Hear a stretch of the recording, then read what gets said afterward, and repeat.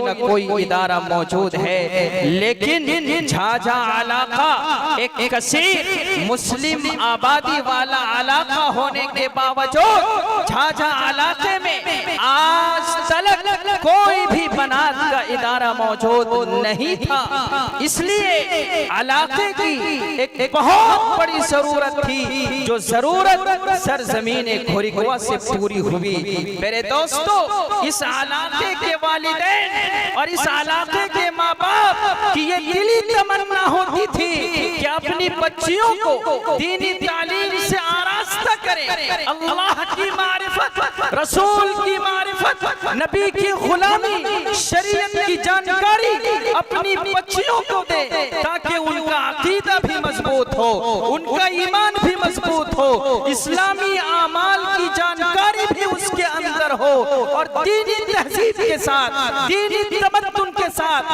اپنی شناخت کے ساتھ، مکمل حیا،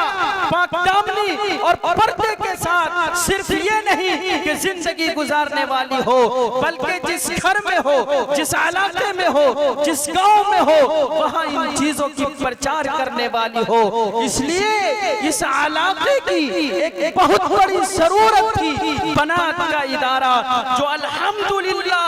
اللہ کے فضل اور اس کے کرم سے وہ پورا ہو چکا ہے۔ بہت ہی کم عرصے، صرف مہینے ڈیڑھ مہینے کے اندر مدرسہ تعمیر ہو گئے۔ پیسے والے اپنا چھوٹا سا گھر اتنی کم مدت کے اندر نہیں بنا پاتا، لیکن ادارہ پورے انتظام کے ساتھ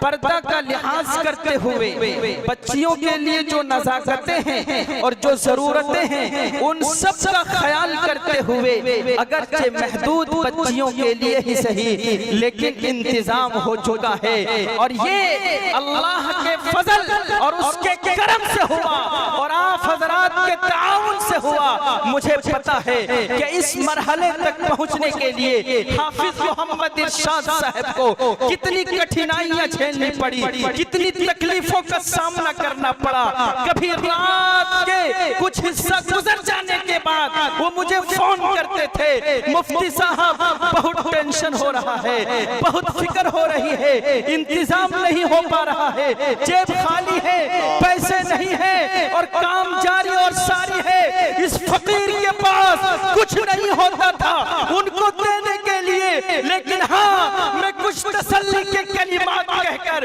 ان کو تسلی دیا کرتا تھا۔ حافظ محمد ارشاد صاحب، آپ گھبرائیے نہیں، آپ پریشان مت ہوئیے، اگر آپ کی نیت کے اندر خلوص ہوگا، اور مجھے اللہ کی ذات سے امید ہے کہ ان کی نیت میں خلوص ہے، اگر خلوص ہوگا تو اللہ کی مدد ضرور آئے گی، اور جس کام میں اللہ کی مدد شامل ہو جایا کرتی ہے وہ کام تشنا نہیں رہتا، وہ کام ادھورا نہیں ہوتا، اپنی تکمیل تک پہنچتا ہے، اور انشاءاللہ